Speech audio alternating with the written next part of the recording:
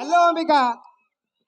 Hello Arvind, ಏನಿದು ಅಪರೂಪವಾಗಿ ನೀನು ನಮ್ಮ ಕಾಲೇಜ್ ರಸ್ತೆ ಹಿಡಿದು ಹೊರಟಿದೆಯಲ್ಲ? ಅಂಬಿಕಾ, ನಿತ್ಯವೂ ನಿನ್ನನ್ನು ನೋಡದೆ ಹೋದರೆ ನನ್ನ ಮನಸ್ಸು ಏನೋ ಕಳೆದುಕೊಂಡಂತೆ ಭಾಸವಾಗುತ್ತದೆ ಅಂಬಿಕಾ.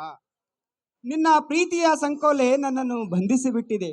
ಕ್ಷಣ ಕ್ಷಣಕ್ಕೂ ನನ್ನ ಮನ ನಿನ್ನ ಪ್ರೇಮದ ಪುಟದಲ್ಲಿ ಪ್ರೇಮದ ಪಕ್ಷಿಯಾಗಿ ಹಾರಾಡುವ ಹಂಬಲ ನನ್ನ ಮನದಲ್ಲಿ ತುಂಬಿಕೊಂಡಿದೆ.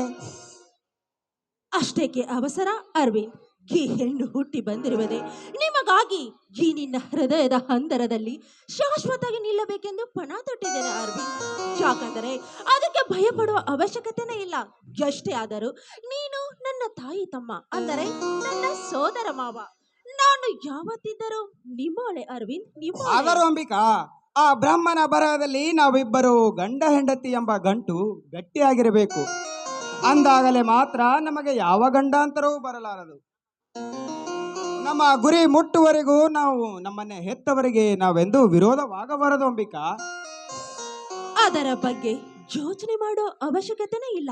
ಯಾಕಂದರೆ ನನ್ನ ಹೆತ್ತಪ್ಪ ನನ್ನ ಮನಸ್ಸಿಗೆ ನೋವಾಗದಂತೆ ಎಂದು ನಡೆದುಕೊಂಡಿಲ್ಲ.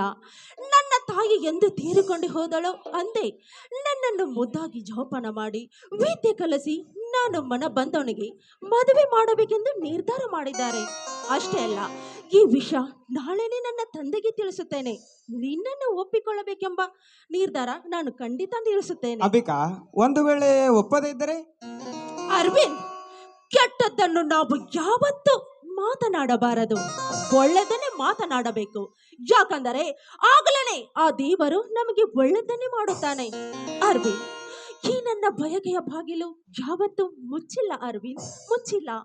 ನನ್ನ ಹೆತ್ತಪ್ಪ ಒಂದು ವೇಳೆ ಒಪ್ಪದೇ ಇದ್ದರು ಈ ನಮ್ಮ ಪ್ರೀತಿ ಪ್ರಳಯವಾದರೂ ಚಿಂತೆ ಇಲ್ಲ.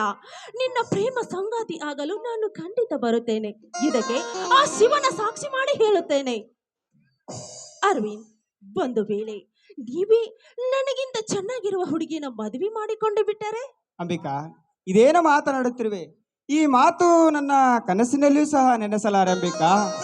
ಈ ನನ್ನ ರೋಮ ರೋಮಗಳಲ್ಲಿಯೂ ನೀನೇ ತುಂಬಿಕೊಂಡಿರುವೆ. ಒಂದು ದಿನ ನಿನ್ನನ್ನು ನೋಡದೆ ಹೋದರೆ ಅಂದು ನಾನು ಉಪವಾಸ ಮಲಗುವೆ ಅಂಬಿಕಾ. ಉಂಡರೂ ಅದು ವಿಷವಾಗುವುದು. ಮರೆತು ಮಲಗಿದರೆ ಆಕಾಶವೇ ಕಳಚಿ ತಲೆ ಮೇಲೆ ಬಿದ್ದಂತ. ನಿನ್ನನ್ನು ಮರೆತು ಬದುಕುವ ಮಾತಂತೂ ನನ್ನ ಮನದಲ್ಲಿ ಯಾವತ್ತೂ ಇಲ್ಲ ಅಂಬಿಕಾ, ಯಾವತ್ತೂ ಇಲ್ಲ.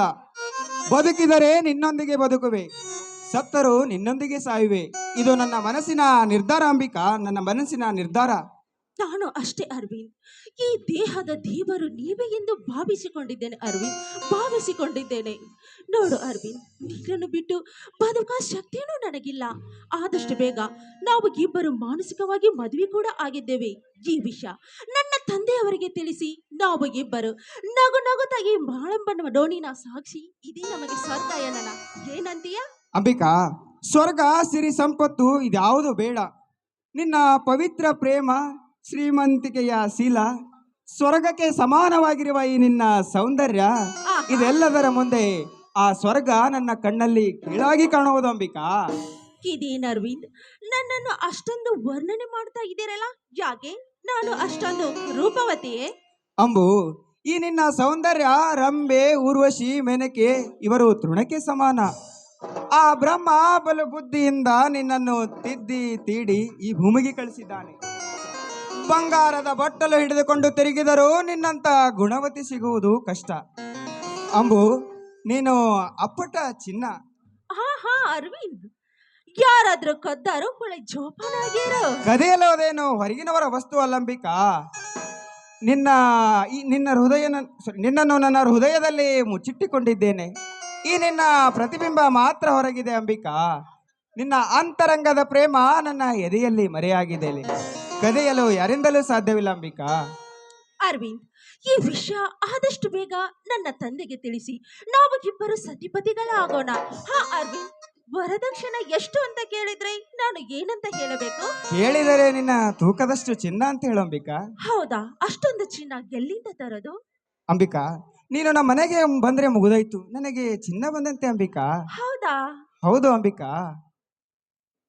ಹಾ ಹಾ, ನಾನು ಜಾಸ್ತಿ ಹೊತ್ತಿಗೆ ಇಲ್ಲ ನಿಂತರೆ ನೀನು ದೊಡ್ಡ ಕವಿಯೇ ಆಗಿ ಬಿಡುತ್ತಂತೆ ಕಾಣುತ್ತದೆ. ನಾನು ಬರ್ಲಾ? ಅಂಬಿಕಾ, ಕವಿ ಆಗುವುದೇನು, ಈಗಾಗಲೇ ನಿನ್ನ ಮೇಲೆ ಕವನ ಬರಿದಾಗಿದೆ.